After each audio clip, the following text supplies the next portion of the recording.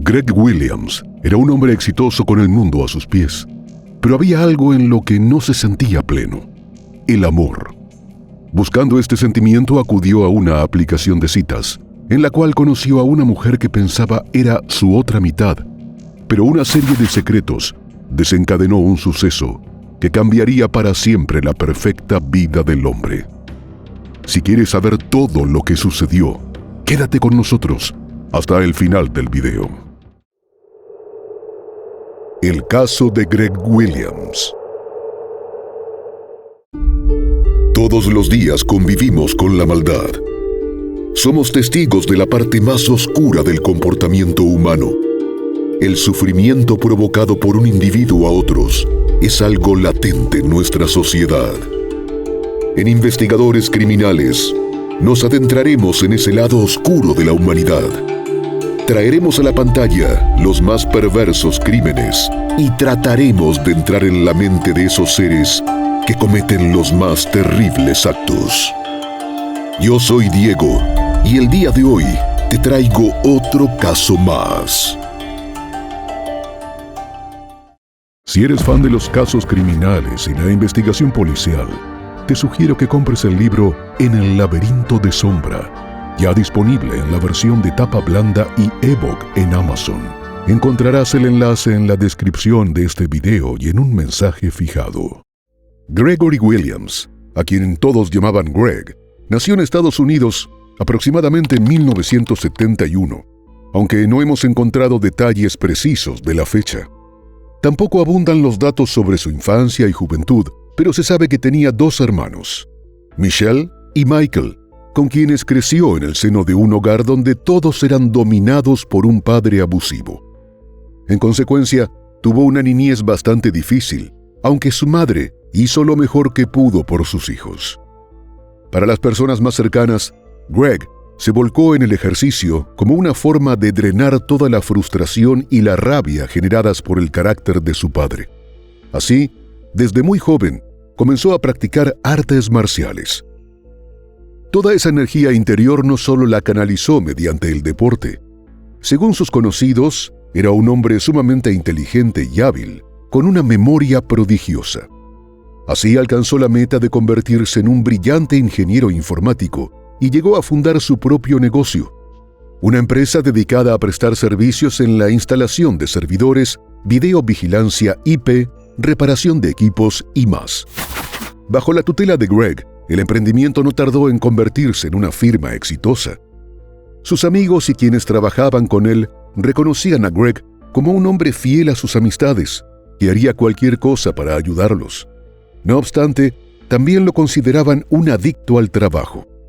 Solía ser un tipo muy duro y para algunos hasta abusivo a la hora de llamar la atención ante una falta o reprender a alguien. Esa particular forma de reclamar lo aplicaba tanto en las relaciones laborales como en las familiares. Con esos rasgos de mal carácter, el éxito que le acompañaba en los negocios no era el mismo que tenía en el ámbito de las relaciones personales, según algunas reseñas. Greg se casó con una mujer llamada Kathy Williams, y como producto de ese matrimonio nació Taylor, la primogénita.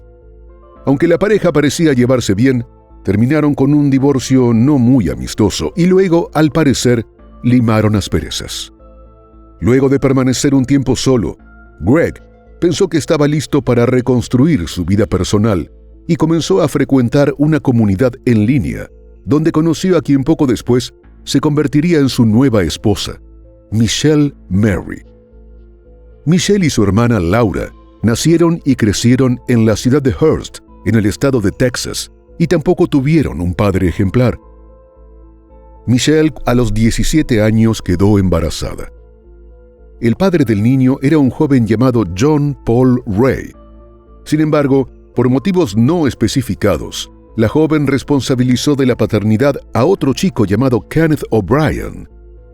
Habiendo formado una familia a tan corta edad, Kenneth decidió que el mejor camino a seguir para obtener ingresos que sustentaran a su esposa e hijo era ingresar a las Fuerzas Armadas, y así lo hizo. Al parecer, este matrimonio no fue lo que Michelle esperaba, pues el trabajo de Kenneth lo obligaba a viajar mucho. Pese a eso, tuvieron 2 hijos más, pero unos 5 años después, mientras Kenneth estaba en Alemania, Michelle dio por terminada la relación. La joven madre reconectó con otro ex compañero de la secundaria llamado Brandon Dixon y, más pronto que tarde, iniciaron un amorío. Cegado por el amor, Brandon anunció su deseo de contraer matrimonio con Michelle para formalizar la relación. Eso trajo consigo un serio problema, pues Michelle, contrario a lo que había dicho, nunca se había divorciado de Kenneth. Por supuesto, esta noticia no hizo nada feliz a Brandon, fundamentalmente porque su pareja le había mentido en algo tan serio.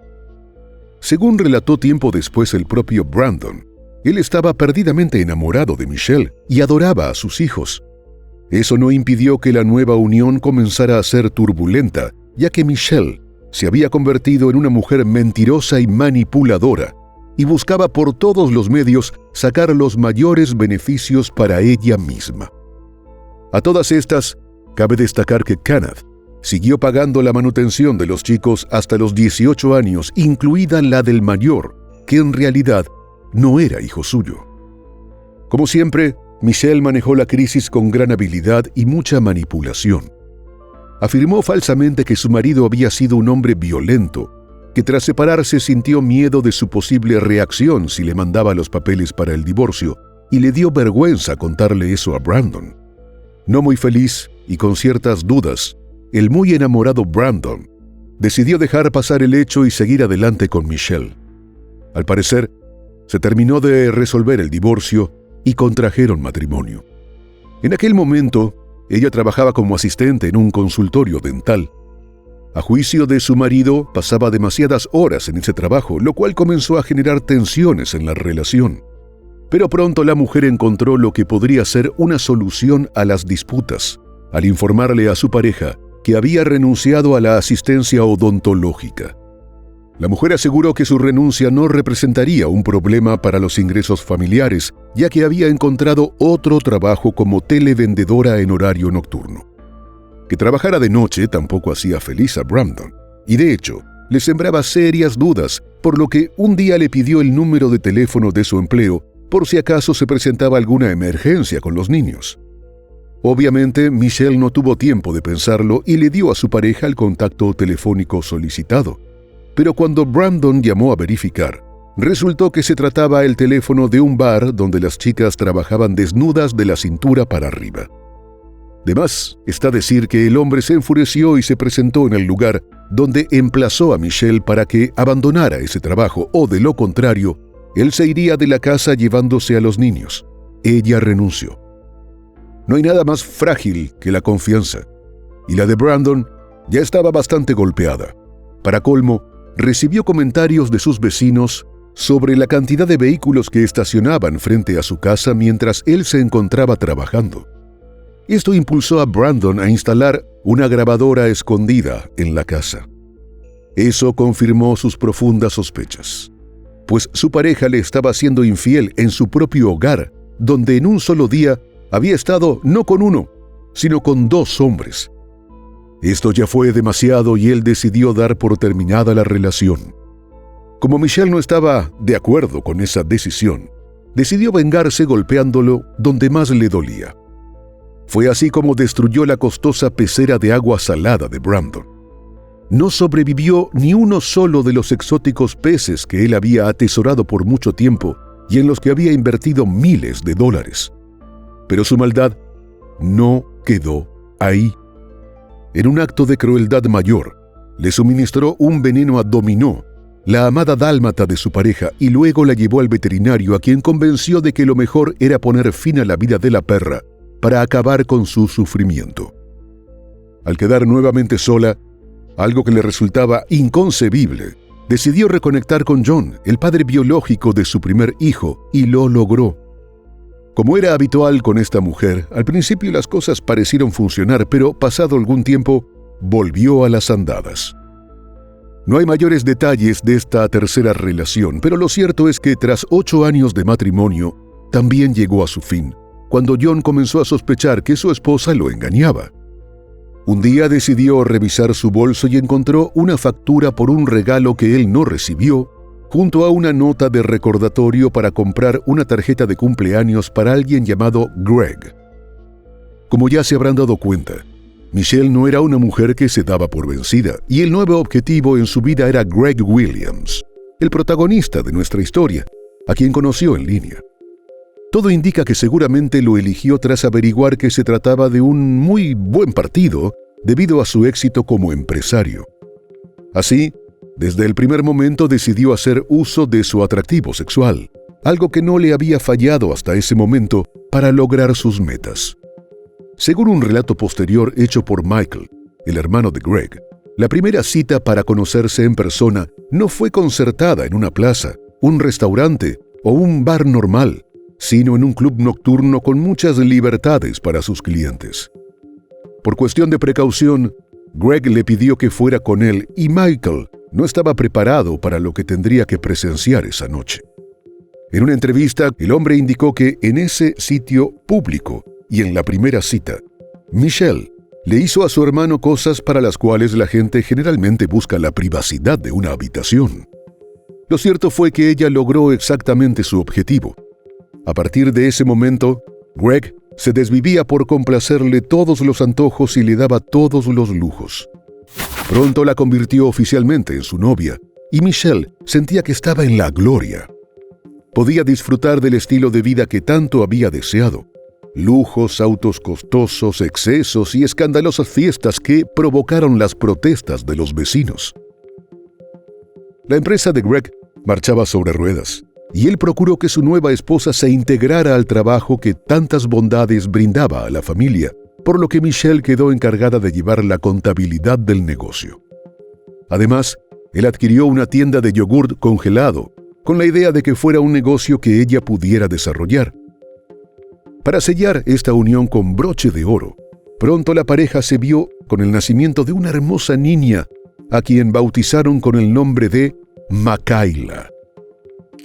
Según relataron los allegados mucho después, Greg no tenía ningún inconveniente con los hijos ya grandes de Michelle, y al principio ella también se mostró afectuosa con Tyler, la hija del matrimonio de Greg con Kathy. Ambas disfrutaban salir de compras y también iban al cine juntas. La jovencita se sentía integrada con el nuevo hogar de su padre, e incluso fue llevada en un crucero a México con la nueva familia de Greg. Quien tenía una visión bastante diferente era Kathy, pues ella desconfiaba de tanta maravilla desde el primer momento. Según comentó tiempo después, la nueva pareja de su ex le pareció una persona falsa y hasta mentirosa. La relación de Kathy con su ex esposo siempre fue buena.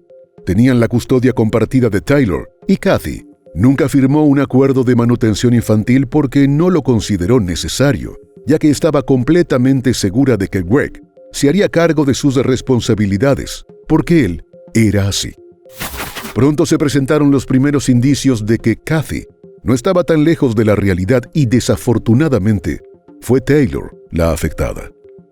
Como la relación con la nueva pareja de su padre era buena, la adolescente comenzó a pasar más tiempo en la casa de Greg. Para el año 2010, Taylor prácticamente vivía en casa de Greg y regresaba con Kathy los fines de semana.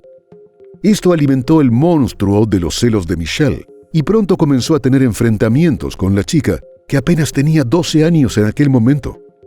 Deseosa de hacer ver a la jovencita como una fuente de conflicto, no se le ocurrió nada mejor que acusar a Taylor de ser adicta a medicamentos recetados. Sin embargo, la jugada le salió muy mal, porque los padres no creyeron esta versión.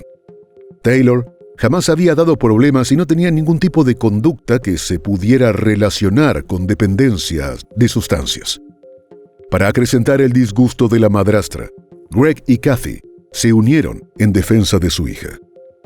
Podría pensarse que tras ese fracaso, la mujer desistió de su intención de perjudicar a su hijastra, pero no fue así. Un día, tras tomar un café, Michelle comenzó a sentirse realmente muy mal y fue llevada al hospital donde debió permanecer internada durante 2 días.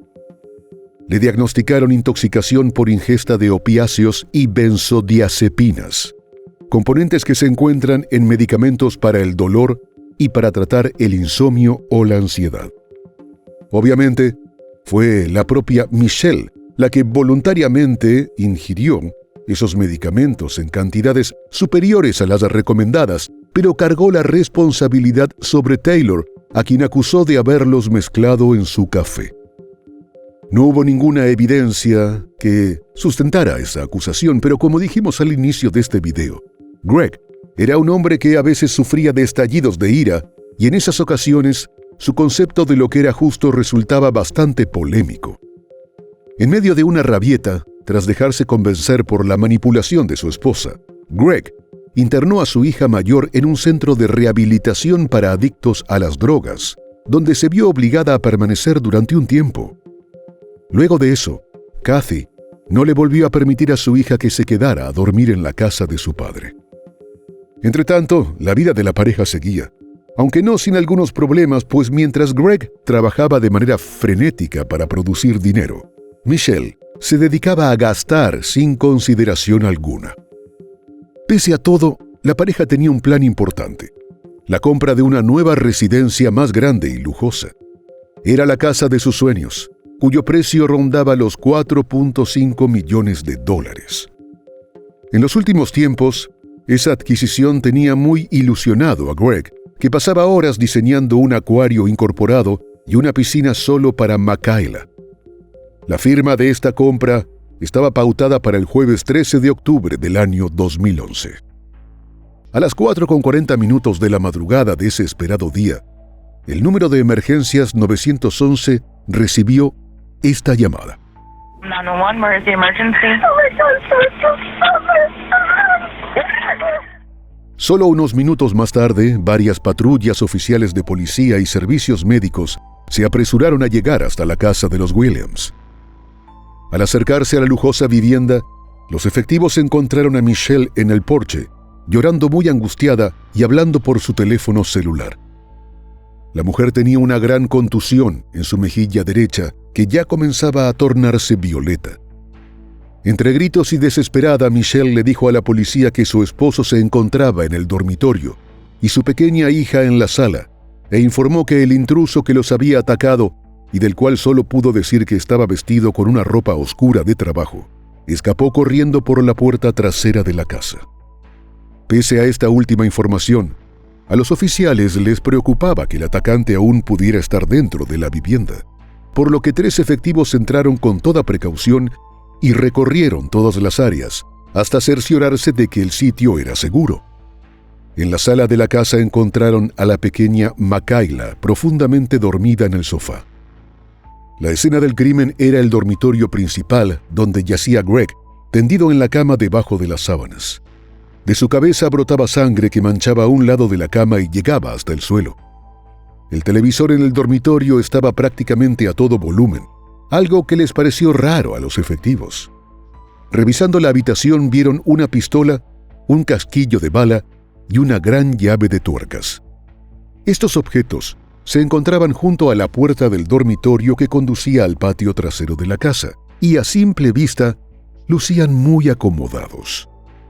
Los funcionarios recorrieron todo el patio trasero, completamente rodeado por una valla. No encontraron nada sospechoso, ni evidencia de que alguien hubiese podido entrar por ahí. En los accesos a la casa no había puertas ni ventanas rotas. Ninguna cerradura parecía haber sido forzada y la valla exterior se encontraba intacta. En ese momento, no había peligro. Mientras esta primera revisión se realizaba, Michelle fue llevada a una ambulancia que se trasladó al lugar para revisar el golpe que mostraba en la cara, pero afortunadamente no era más que una fuerte contusión, por lo que solo le aplicaron una bolsa de hielo. Tras haber asegurado el lugar, ya amaneciendo, comenzaron los labores de inspección y documentación más detallada de la escena del crimen y los alrededores. Entretanto, el sargento le pidió a Michelle que lo acompañara a la comisaría a fin de ofrecer una declaración completa de lo sucedido. La revisión profunda del lugar confirmó que no había ningún indicio de entrada forzada a la residencia. Solo a unos metros de la puerta del dormitorio que daba al patio trasero, fue localizado en el suelo un destornillador de punta plana, y en el marco de la puerta había unos arañazos superficiales que, según se confirmó más tarde, habían sido realizados con el destornillador. Sin embargo, esas señales no justificaban una entrada forzada, ya que la cerradura estaba completamente intacta y el pomo funcionaba. Dentro de la vivienda fueron recolectados algunos elementos que podrían estar vinculados con la situación, como un empaque plástico de toallitas limpiadoras embebidas en cloro, prácticamente vacío. A la casa también fueron llevados sabuesos entrenados con la esperanza de que pudieran encontrar una pista de la entrada de alguien ajeno a la familia, pero los canes no localizaron nada. Tras la ausencia de resultados dentro del hogar, las labores se extendieron entonces a los alrededores de la vivienda. Los funcionarios policiales recorrieron las casas llamando de puerta en puerta para preguntar a los residentes del lugar si habían notado algo extraño esa madrugada o si vieron a alguien que resultara sospechoso, pero fue inútil. Un vecino facilitó las imágenes de la cámara de seguridad instalada en su casa, que dieron cuenta de que solo un vehículo había ingresado a la urbanización en las horas previas al ataque, y se comprobó que se había tratado del repartidor de periódicos, que también fue descartado poco después. Entretanto, en la comisaría se confirmó que, más allá de la inflamación y el hematoma en la mejilla, Michelle no había sufrido ninguna otra consecuencia del golpe, ni padecía de mareos u otros síntomas. Así, ella se mostró dispuesta a continuar la entrevista. Siguiendo el procedimiento habitual, se le pidió a la mujer que entregara su ropa a fin de examinarla para ver si el atacante había podido dejar algún tipo de rastro físico o de fibras que pudieran ayudar a la identificación. Igualmente le fueron limpiadas las manos con el mismo propósito, y también para descartar restos de pólvora u otros elementos. Los investigadores afirmaron más tarde que había cosas extrañas en la actitud y apariencia de la mujer. Lo primero que notaron desde que entró en contacto con los agentes de la ley fue que jamás lloró, solo gritaba. También les llamó la atención que, a pesar de afirmar que al momento del hecho estaba durmiendo, se encontraba perfectamente peinada, vestida y hasta usando brasier. Luego de esas diligencias de rigor, se inició una entrevista que se prolongó durante las siguientes casi 5 horas, con descansos para comer algún refrigerio e ir al baño. Y la mujer nunca manifestó su deseo de retirarse, cosa que le habría sido permitida. En esta entrevista, Michelle contó que se había ido a dormir alrededor de la 1 de la madrugada y su marido aún estaba despierto. Greg se habría ido a acostar alrededor de las 3 de la mañana, momento en el cual le preguntó si necesitaba algo, y él respondió que solo quería que lo dejasen en paz porque se sentía mal. Luego de esto, Michelle se habría levantado para acostarse en el sofá junto a su hija. En su relato, la mujer afirmó que un ruido la despertó poco después de las 4 de la madrugada, y al mirar hacia la habitación, vio la figura de un hombre con ropas oscuras. De inmediato se levantó y corrió hacia el cuarto, pero el intruso la enfrentó y la golpeó con la llave de metal que fue encontrada en la escena. Michelle contó que cayó al piso aturdida, pero aún con la visión borrosa, pudo ver que el atacante se dirigió al dormitorio principal, se paró al lado de la cama y disparó contra su esposo, para luego huir del lugar. A lo largo del interrogatorio, al ser presionada para dar algunos detalles, Michelle comenzó a caer en contradicciones, y poco a poco su versión de los hechos empezó a desmoronarse. Al interrogador le fueron llegando informaciones de los investigadores que estaban trabajando en la escena del crimen. Afirmaban que, al parecer, nada de los muchos objetos de valor en la casa parecían faltar, incluida la cuantiosa suma de $20,000 en efectivo, que estaban completamente a la vista. Adicionalmente, los examinadores no podían encontrar rastros ni huellas dactilares en ningún sitio. Por si esto fuera poco, no tenían explicación para que un hombre armado hubiese entrado a la casa con el supuesto fin de quitarle la vida a Greg, pero la pistola encontrada en el piso de la habitación era de la propia víctima. Según se supo, él siempre guardaba el arma debajo de la mesa de noche al lado de la cama. Tras más de 4 horas de entrevista, el sargento le ofreció a la mujer una nueva salida, al hablar de un caso en el cual un marido había acabado con su propia vida y su esposa había limpiado y arreglado el lugar para poder cobrar la póliza de vida que incluía una cláusula que eximía a la aseguradora del pago si la muerte se había producido por acciones autoinfligidas del asegurado. Y el oficial fue un paso más allá, al afirmar que, de acuerdo a lo que habían encontrado hasta el momento y las propias declaraciones de Michelle, o ella estaba involucrada en la defunción de su esposo, aún de forma accidental, o él mismo había puesto fin a su vida. De los dos escenarios, Michelle escogió el que le parecía más ventajoso y finalmente, casi desmoronándose, afirmó que él lo hizo. El nuevo relato de la acongojada viuda mantenía los eventos previos al hecho, afirmando que esa madrugada, Greg se había sentido mal y ella se había ido a la sala a dormir en el sofá junto a la pequeña Makayla. Las cosas cambiaron poco después de las 4 de la mañana, cuando afirmó que se despertó con el sonido de un disparo. De inmediato corrió a la habitación y vio que Greg se había disparado en la cabeza. La mujer sostuvo que entró en pánico y solo pensó que no podía permitir que su pequeña Makayla supiera que su padre se había quitado la vida. Relató que buscó el pote con las toallitas de cloro y primero limpió la mano derecha de su marido y la secó con una manta y papel higiénico. Luego limpió el arma con la manta y papel higiénico y colocó el arma en el piso junto a la puerta trasera que después dejó abierta. Hecho esto, aseguró que procedió a realizar la llamada al 911 con la esperanza de que aún pudieran salvarle la vida a Greg y que el hecho parecía un robo. Relató que, al finalizar la llamada, fue al cuarto de lavado, tomó el destornillador e hizo unas magulladuras en la puerta y así parecería que las había hecho el ladrón tratando de entrar. Luego, lanzó la herramienta fuera del cuarto, junto a una pila de leña, tomó la llave de tuercas y ella misma se golpeó en la cara para sostener su otra versión de los hechos, y colocó la llave junto al arma y el casquillo percutido. Tomó las toallitas usadas y el papel higiénico, los lanzó al inodoro y pulsó la palanca del agua. Finalmente, aseguró que su hija se mantuvo dormida todo el tiempo y reiteró que su intención fue que Makayla no supiera jamás que Greg se había quitado la vida. Lo único que Michelle no pudo decir fue por qué razón un exitoso hombre de negocios, felizmente casado y con una hija pequeña, se quitaría la vida. El sargento le preguntó a Michelle si ella estaba teniendo alguna aventura, y la respuesta fue que pasaba el 99% del tiempo con su esposo, pues además de ser pareja, trabajaban juntos. En el transcurso de la conversación, Michelle también comentó que Greg, un deportista casi obsesivo, había comenzado a hablar de consumir esteroides y afirmó que ambos poseían armas. La de ella era una pistola plateada calibre .40, que estaba guardada en la caja fuerte, y la de él, una pistola negra calibre .45, de donde salió la bala que puso fin a su vida. Según el relato del sargento, tras informarle de sus derechos, ella misma redactó su declaración por escrito, la firmó y la reunión se dio por terminada.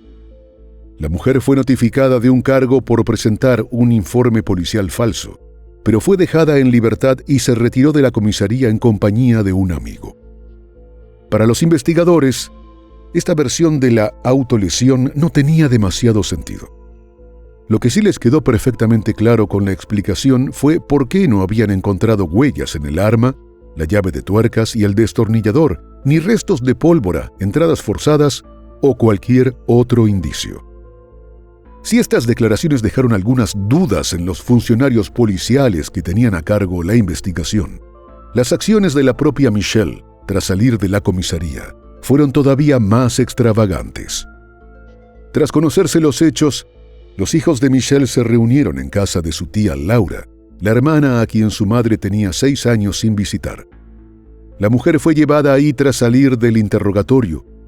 Según relató Laura posteriormente, cuando Michelle llegó comenzó a actuar como si estuviera hiperventilando y a punto de sufrir un ataque de pánico, pero no había lágrimas en sus ojos. Acto seguido se mostró indignada porque la policía la había tratado como una criminal, pero nunca lamentó la muerte de su esposo. Luego afirmó que estaba agotada y se retiró a dormir. A la mañana siguiente actuó como si nada hubiese sucedido. Estaba bien vestida, maquillada, con el cabello arreglado y animada para ir a comer a una cadena de restaurantes en Estados Unidos especializada en desayunos. Luego de una exquisita comida, Michelle se reunió con los abogados de Greg y emitió un cheque de la cuenta de la empresa que le entregó a uno de ellos, Kenneth Wincorn. Y esas demostraciones de frialdad fueron poco en comparación con lo relatado después por Betty, la madre de Greg. La dolida mujer afirmó que al día siguiente estuvo esperando que Michelle se pusiera en contacto con ella para relatarle de primera mano lo sucedido y comenzar la organización de los servicios fúnebres de su hijo. Increíblemente, ninguna de las dos cosas sucedió y la familia de Greg organizó sola el funeral, que no contó con la asistencia de su viuda. En lugar de hacerse cargo del homenaje póstumo para su esposo, la viuda tomó el auto BMW de Greg, les dijo a sus hijos que subieran y se los llevó a todos de vacaciones una semana a un espectacular resort con un gran parque acuático. En los siguientes días, Michelle fue vista en bares y comprando disfraces de Halloween para adultos. Además, rápidamente comenzó a vender los activos de su esposo, entre ellos la tienda de yogurt que había comprado para ella. Mientras, la madre de Greg insistía en pedirle a la policía que indagara mejor en lo ocurrido, pues no creía que su hijo hubiese atentado contra su propia vida. Destacó que Greg tenía una opinión negativa acerca del tema, algo que también salió a relucir cuando su mejor amigo y cuñado tomó esa fatal decisión. Tras perder a esa pieza fundamental de su familia, Greg se mostró muy enojado y afirmó que quienes tomaban ese tipo de decisiones no se detenían a pensar en el terrible efecto que esos actos generaban en sus allegados. Una declaración similar brindó ante la policía un cliente y amigo, quien afirmó que el próspero empresario jamás abandonaría lo que construyó con tanto esfuerzo ni a todo su núcleo familiar. Ryan recordó conversaciones en las que Greg le había dicho que no entendía cómo la vida podía volverse tan mala como para querer ponerle fin a la propia existencia y que por muy difíciles que pudieran ponerse las cosas, nunca podría hacerle eso a su familia. Pero las sorpresas definitivamente marcaron este caso, y una de ellas provino de Andrew, uno de los hijos de Michelle, quien reveló en una entrevista televisiva una información inquietante. El joven contó que el 14 de octubre de 2011, un día después del deceso de Greg, su madre habló con él y le dijo que la verdad era que un extraño irrumpió en su casa, la golpeó a ella y le disparó a su esposo. Sin embargo, le contó que durante su conversación con la policía, entendió que no la dejarían salir de ahí hasta que admitiera que ella había atentado contra la vida de Greg o que él había puesto fin a su propia vida, por lo que tomó la decisión de darles la historia que querían para que la dejaran ir. Como hijo, Andrew creyó las palabras de su madre durante semanas después del hecho, incluso cuando fue llamado inicialmente para declarar como parte de las indagaciones del caso. Afirmó que Michelle se convirtió en una montaña rusa de emociones, pues algunos días lloraba desconsolada y otros se reía como que nada hubiese sucedido. Sin embargo, esa visión inocente de su madre fue cambiando de a poco. Semanas después de la defunción de Greg, él y su hermano fueron a ayudarla a limpiar la sangre que aún estaba en el dormitorio, mientras ella empacaba algunos implementos de la cocina. En un momento, Michelle llamó a Andrew a la parte de afuera de la casa y le dijo que Kathy, la ex esposa de Greg, había estado hablando con varios medios de comunicación y eso, al parecer, la afectaba a ella. Tras hacerle ese comentario, le pidió a su hijo algo insólito. Con total tranquilidad, le dijo que llamara a algunos amigos y les pidiera que incriminaran a Kathy. Por si fuera poco, le detalló todo su plan. Esas personas deberían ir a una tienda, comprar un suéter extra grande, ponérselo e ir a un sitio apartado a disparar un arma de fuego lo suficientemente cerca para garantizar que en la tela quedaran residuos de pólvora. Luego, debían violentar el auto de Kathy sin dejar pruebas de haberlo hecho y colocar el suéter con pólvora dentro del vehículo. El paso final del retorcido plan de Michelle era que una llamada anónima alertara a las autoridades para que revisaran el vehículo de Kathy y encontraran el suéter.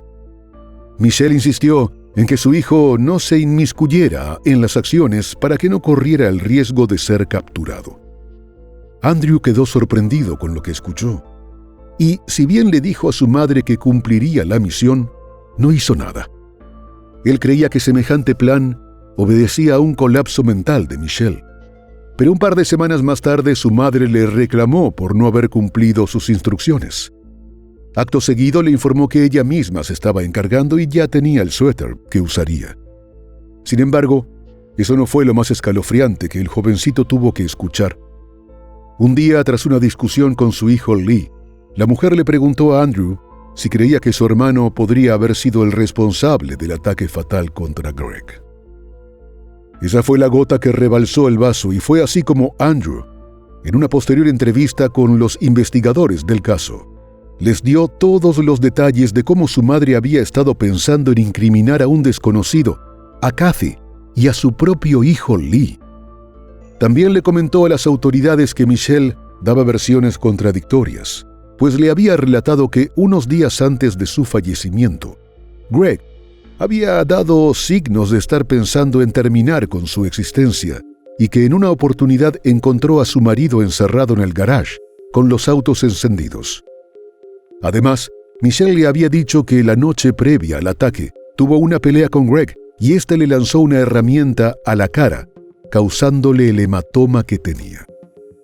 Sin lugar a dudas, Michelle se veía cada vez más como sospechosa para los investigadores, por lo que hurgaron en los posibles móviles de la mujer para acabar con la vida de su esposo. Así, las autoridades encontraron que Greg tenía no una, sino 3 pólizas de seguro de vida, 2 por $150,000 cada una y una por $500,000. En total, la vida de Greg estaba asegurada por $800,000. En 2 de las pólizas, la beneficiaria era Michelle y en la última contratada era Makayla. Pero los 3 documentos incluían una cláusula que negaba el pago si el fallecimiento del asegurado se producía por su propia mano en los 2 primeros años posteriores a la contratación de la póliza. Eso los llevó a orientar la pesquisa hacia otro ángulo. Al profundizar en el ámbito financiero de la familia, los investigadores descubrieron que Greg había puesto la contabilidad de su empresa en manos de Michelle. Recurrieron a un contador público certificado, quien encontró que las finanzas de los Williams estaban extremadamente mal administradas y que el estilo de vida de la familia estaba muy por encima de sus posibilidades reales. Más allá de las conclusiones producto de la deducción, comenzaron a surgir algunos datos científicos. En el examen del arma usada en el hecho, la analista de ADN aseguraba poder encontrar algún rastro. Buscaba lo que llaman presencia de sangre de retroceso, la que surge hacia afuera al ingresar el proyectil. Pero tras inspeccionar minuciosamente cada parte de la pistola, no pudo encontrar nada. Por otra parte, la autopsia, revisada por otros especialistas adjuntos y por el jefe de la oficina del médico forense del condado de Tarrant, concluyó que la causa del deceso fue una herida de bala en la cabeza y que se habría tratado de un homicidio por las características de los daños causados. Esto se sumó a la conclusión del examinador de armas de fuego, quien determinó que, al momento de disparar, el arma se encontraba como mínimo a 6 pulgadas, un poco más de 15 centímetros de distancia de la cabeza de Greg. Eso descartaba que hubiera atentado contra sí mismo, pues en ese tipo de casos, la persona suele apoyar el arma en su cabeza. Un experto examinador de marcas de armas y herramientas no encontró residuos de pólvora u hollín en el edredón, la manta o las almohadas de la cama. Esto significaba que no había signos de disparo a corta distancia. También verificó lo que se llama punteado, que son pequeñas abrasiones generadas por la pólvora en la piel y que son imborrables. Sobre esa base llegó a la conclusión de que, al momento del disparo, la boca del cañón del arma, que tenía casi 13 centímetros de largo, se encontraba a una distancia de entre 15 y 60 centímetros de la cabeza de Greg. Él jamás habría podido accionarla de esa manera. Adicionalmente, si bien en el cuerpo de Michelle no se encontró ningún residuo, cosa lógica al admitir que había lavado todo con cloro, La examinadora de rastros encontró rastros de disparos en los puños y mangas de la prenda que usaba al momento de los hechos. Pero según la experta, eso significaba varias cosas. Que Michelle tenía puesta esa ropa al momento de disparar, o que estaba cerca del disparo, o que había limpiado el arma con esas partes de la prenda.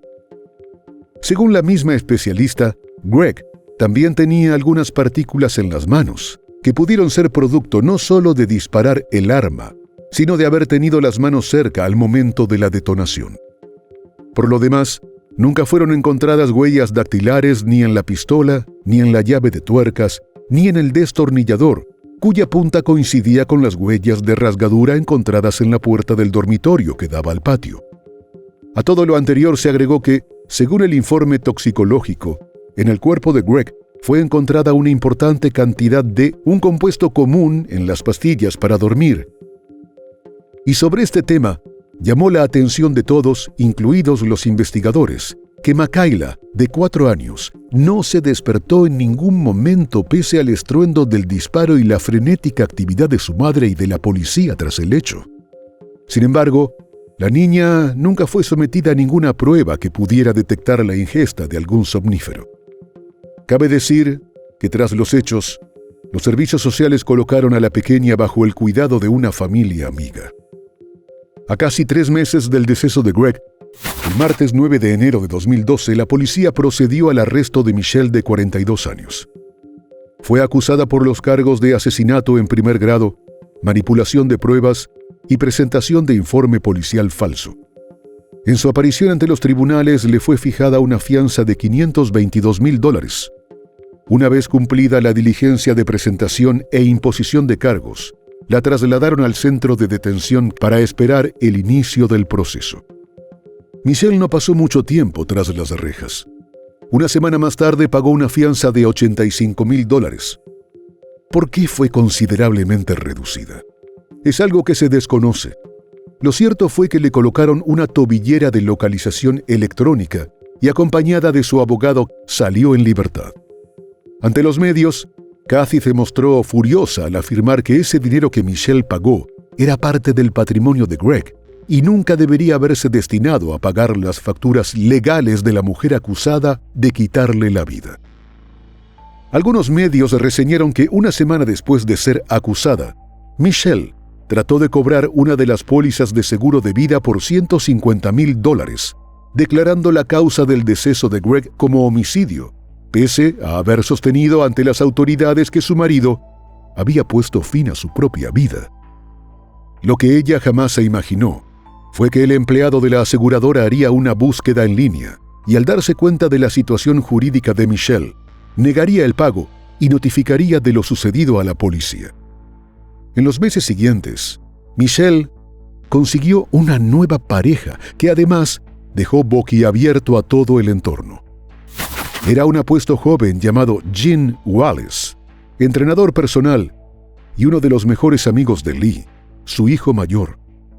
De hecho, en varias oportunidades, Gene había acudido con Lee a las fiestas que se organizaban en la casa de Greg, pero la amistad de los jóvenes se arruinó al conocerse el romance. En una entrevista, Lee contó que la relación de su madre con su mejor amigo había sido una de las cosas más difíciles de afrontar en su vida.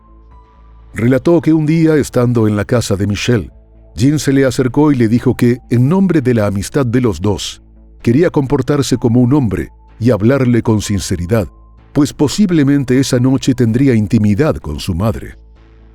Lee describió el hecho como la mayor traición de ambas partes.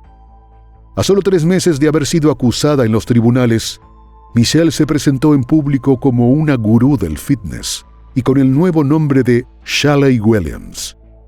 En redes sociales hizo pública su relación con Gene. Al conocer de esta relación, Kathy afirmó que posiblemente se inició cuando aún Greg estaba con vida y especuló que pudo haber sido la causa de su deceso, pues estaba segura de que, si Greg lo descubría, Michelle habría terminado en la calle y sin un centavo.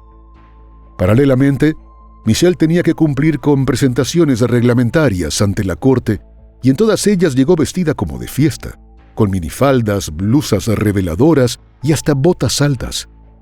Al salir pedía a los funcionarios policiales que la acompañaran, como si se tratara de una indefensa criatura que necesitaba ser protegida.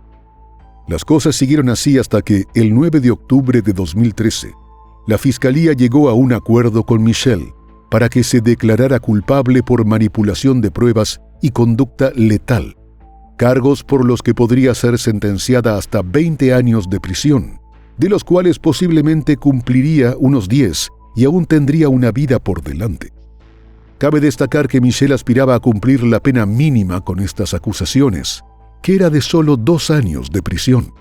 Y no es que la Fiscalía dudara de la culpabilidad de Michelle en el crimen de su esposo, pero la realidad era que la gran mayoría de las pruebas con las que contaban eran circunstanciales tras la minuciosa labor de limpieza realizada por la mujer. Adicionalmente, el forense que realizó la autopsia en su momento ya no trabajaba para la oficina del condado, por lo que su informe no fue admitido como prueba. En esas circunstancias, se corría el riesgo de que un jurado considerara que las evidencias eran insuficientes para condenarla. Tras haber llegado al acuerdo de admisión de culpa a cambio de beneficios procesales, la realización de la audiencia de sentencia fue fijada para dentro de 6 meses, el 21 de abril de 2014. ¿Cuál fue el motivo de semejante demora? Michelle afirmó que se encontraba embarazada y, por si fuera poco, de gemelos. El juez acordó retrasar la sentencia hasta después de que nacieran los bebés. Una nueva sorpresa se presentó en enero de 2014, cuando se supo que Michelle, de 44 años, nuevamente estaba tras las rejas y sin derecho a fianza. Su abogado informó que la mujer había acudido a los tribunales para informar que su embarazo tuvo problemas y perdió a los bebés a finales de diciembre del 2013. Por esta razón, el 30 de enero fue llevada ante un juez que decidió que debía permanecer en prisión hasta su audiencia de sentencia, que fue fijada para el 10 de febrero. El 4 de febrero, en una entrevista, Michelle ratificó que había aceptado un acuerdo de culpabilidad, pero en cuestión de horas dio una declaración totalmente diferente. El 5 de febrero, en una conversación grabada, Michelle dijo que no era culpable de ningún delito. Los guardias que estaban custodiando a la detenida durante esta entrevista de inmediato avisaron al juez de esta declaración. En su afán de protagonismo, Michelle prácticamente anuló de forma automática el acuerdo de culpabilidad al que se había acogido. La consecuencia directa de eso debía ser enfrentar un juicio por el crimen de su esposo. Unos días después, Michelle nuevamente estaba en el tribunal del juez, que estaba obviamente molesto, y le dio una seria reprimenda. Lady Justice may very well be blind, but she's neither deaf nor stupid. If this story's true, this lady needs a trial. If this lady is a drama queen, no disrespect intended, and wants attention to impress the parole board, feel like a victim, increase her self-esteem, get media attention, so be it, life goes on. Mientras ella estaba sentada en el estrado, el fiscal volvió a preguntarle si era culpable de los delitos que se le habían imputado anteriormente, y Michelle aseguró que no era responsable. Al final, a pesar de su molestia, al juez no le quedó más remedio que aceptar la nueva declaración de inocencia y ordenar la realización de un juicio conjurado para decidir el destino de la mujer. El magistrado también anunció que se separaba del caso, tras afirmar que era testigo de las varias declaraciones contradictorias que había dado Michelle. Ya para ese momento, la prensa la había bautizado como la viuda negra de Keller. A inicios de marzo, se llevó a cabo una audiencia para evaluar la posibilidad de establecer una fianza que permitiera a Michelle esperar su juicio en libertad, pero esta audiencia se convirtió en una nueva caja de sorpresas. Ante los presentes en la sala, la fiscalía afirmó que tenía evidencias de que Michelle había manipulado el dispositivo de localización que llevaba. Por si fuera poco, durante ese periodo en el que llevaba la tobillera electrónica y se suponía además que estaba embarazada, estuvo trabajando en un club de striptease y jamás visitó a un médico para controlar el supuesto embarazo. Los representantes de la Fiscalía del Condado de Tarrant presentaron a 2 testigos para declarar sobre el comportamiento de Michelle durante los meses que estuvo en libertad bajo fianza. La primera testigo fue la oficial de libertad condicional de Michelle, quien confirmó que el dispositivo GPS que llevaba puesto lo ubicó en un club para hombres en Dallas, así como en varios bares. Esa información fue confirmada luego por Michelle, cuando aceptó que había estado trabajando en un club de desnudistas y en otro local en su natal Hearst. La oficial afirmó que cuando notó que Michelle no mostraba signos de estar embarazada y menos de gemelos, pues su vientre se mantenía plano, comenzó a escudriñar en el registro del GPS, revisando todas las coordenadas de localización en los meses comprendidos entre agosto de 2013 y enero de 2014. Así constató que en esos meses no hubo ni una sola visita al consultorio médico y además se le hizo evidente que Michelle había manipulado el dispositivo electrónico.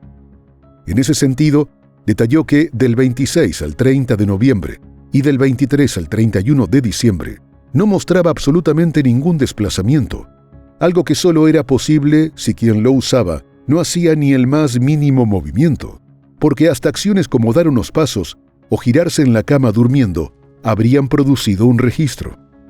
El otro testigo promovido por la fiscalía fue Lee O'Brien, el hijo mayor de Michelle, quien testificó que en septiembre de 2013, durante una reunión familiar en un parque, su madre se había jactado de cómo, durante una ducha, había descubierto que podía quitarse el dispositivo del tobillo y abrió su cartera para mostrarles a los presentes el GPS de ubicación.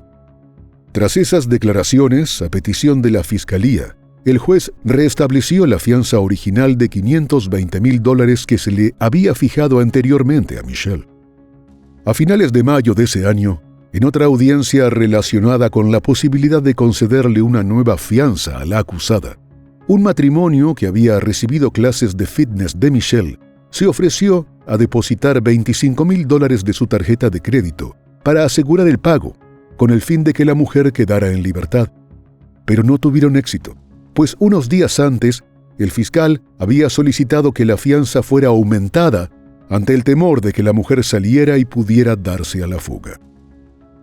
Por su parte, Michelle afirmó que había sufrido una pérdida espontánea de su embarazo, pero no había evidencia de que ese evento médico hubiese ocurrido. Por si fuera poco, Jen, su pareja y presunto padre de los supuestos gemelos, afirmó que jamás la acompañó a una cita médica porque estaba trabajando y solo vio la foto de una ecografía como prueba del anunciado embarazo. Además, Jen informó que, pese a no tener el permiso del tribunal, Michelle sí había viajado a Galveston, Texas en Navidad, mientras su GPS no mostraba el más mínimo movimiento. La decisión del juez en este tema se conoció unos días después, a finales de mayo, y fue aumentar la fianza a $850,000, como había solicitado la fiscalía. En consecuencia, Michelle permanecería detenida hasta la celebración del juicio, que fue fijado para el 23 de septiembre de ese mismo año 2014. En vísperas del inicio del juicio contra la llamada Viuda Negra de Keller, el abogado defensor de Michelle soltó otra sorpresa durante una entrevista, al afirmar que su representada insistiría en el planteamiento de que Greg se había quitado la vida. Finalmente, en septiembre, tal como estaba previsto, se dio inicio al juicio. En su presentación de apertura, el fiscal se dirigió al jurado y se refirió a la acusada, asegurando que era la única culpable del ataque fatal contra su esposo. La fiscalía centró su caso en que Greg Williams nunca se habría quitado la vida, y la evidencia demostraba que no lo había hecho. El primer testigo llamado al estrado fue Andrew O'Brien, uno de los hijos de Michelle, quien relató cómo su madre le pidió que incriminara a Kathy, la ex esposa de Greg, sembrando en su auto un suéter con restos de pólvora. Andrew afirmó que, con el pasar del tiempo, su madre fue cambiando su historia de lo ocurrido aquella madrugada, lo cual lo hizo sospechar de ella. Para él, la decepción final fue cuando sugirió que su hermano Lee podría haber sido el responsable del deceso de Greg. Indicó que, a partir de ese momento, incluso dejó de hablar con su madre. El médico forense afirmó que, según las evidencias fotográficas, al momento del disparo, el arma no estaba apoyada en la cabeza de Greg. Añadió que, en todos sus años de trabajo, jamás había visto un disparo autoinfligido desde una distancia de entre 15 y 70 centímetros. Adicionalmente, destacó que Greg era diestro y al momento de ser encontrado, su mano derecha estaba debajo de las sábanas. La madre de Greg también aseguró que su hijo jamás habría atentado contra su propia vida y que si bien estaba cansado por sus largas jornadas de trabajo, se encontraba muy feliz con los planes de la nueva casa que estaba comprando. También resaltó la actitud inapropiada de la acusada tras la defunción de Greg, desentendiéndose por completo de los actos funerarios a los que ni siquiera asistió, y en su lugar se tomó una semana de diversión vacacional. A través del testimonio de la contadora forense, la fiscalía presentó lo que habría sido el móvil del delito, y es que, a pesar de que los ingresos de Greg ese año habían alcanzado la respetable suma de $800,000, con los gastos fuera de control de Michelle, ni siquiera hubiesen podido pagar la inicial de la casa que estaban comprando, algo que debía suceder el día de los hechos. En este sentido, cabe recordar que Michelle era la contadora y estaba encargada de firmar los retiros de la compañía. La teoría de la fiscalía era que, ante la inminencia de la firma para la adquisición de la nueva casa, Michelle se habría visto obligada a confesarle a su esposo esa noche que no tenían el dinero para hacerlo. Se sabía que Greg podía tener reacciones violentas, por lo que quizás, ante tal noticia, habría abofeteado a Michelle.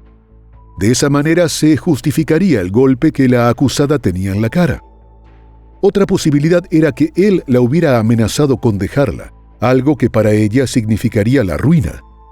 Eso, según la presunción de la fiscalía, la llevó a acabar con la vida de su marido, lo que además le permitiría acceder a los fondos de los seguros de vida, el único dinero efectivo que tenía disponible. Uno de los abogados defensores de Michelle dijo que la acusada al principio había inventado lo del intruso, pues si se sabía que Greg había sido el autor de su propio fin, ella no podría cobrar las pólizas. Ante el jurado se reprodujeron 6 fragmentos de la entrevista otorgada por la acusada al conductor del programa de televisión. En el primero, contó que el intruso salió corriendo por la puerta principal. En el segundo, afirmó que era posible que un familiar le disparara a Greg. En el tercero, sostuvo que Greg quería una mujer dominante, que él quería ser sumiso en casa, y que quien le quitó la vida estaba celoso y enojado. En el cuarto fragmento, cuando se enfrentó a la falta de pruebas de un intruso, sostuvo que los investigadores fueron terribles y pasaron por alto muchas pruebas. En el quinto, con la voz quebrada, se lamentó de que el verdadero tirador le estaba dejando asumir la culpa. Y en el sexto, contó cómo pensó que el intruso entró en la casa con su propia arma, pero, por razones que no pudo explicar, usó la pistola de Gregory. A lo largo de las audiencias se presentaron los demás hechos que ya hemos narrado en este video, por lo que solo diremos que, en sus alegatos finales, el fiscal fue demoledor. She sees the killer of her husband every single day that she gets up and looks in the mirror. Every single day. So you bet your bottom dollar that she knows who killed her husband, because it's her. Mientras la defensa cerró aseverando que el hombre estaba deprimido y había decidido poner fin a su vida, además insistió en que, para la acusada, Greg valía mucho más estando vivo. Tras escuchar los alegatos finales, el jurado se retiró a deliberar y aparentemente a los miembros no les resultó fácil llegar a un veredicto unánime. Tras 2 días y 7 horas, regresaron con el veredicto, declarando a Michelle, quien para ese momento tenía 45 años, culpable de los cargos de asesinato y manipulación de pruebas, pero fue absuelta de otro cargo relacionado con la manipulación del cadáver de Greg. La mujer se enfrentaba a una posible condena a cadena perpetua. Tras 2 horas más de deliberaciones, el jurado recomendó una condena que fue acogida y emitida por el juez. Michelle Mary Williams fue condenada a 60 años de prisión, con 30 años de cumplimiento mínimo. Según los registros del Departamento de Justicia Criminal de Texas, Michelle se encuentra en la prisión para mujeres en Gatesville. Su ficha señala que la fecha de liberación definitiva es el 20 de enero del año 2074, aunque podría intentar obtener la libertad condicional en el año 2044. Para ese momento tendría 75 años. Pudimos confirmar que Michelle apeló a esta sentencia y en 2016 la apelación le fue negada. Lo que no pudimos encontrar es cuál fue el destino de la pequeña Makayla.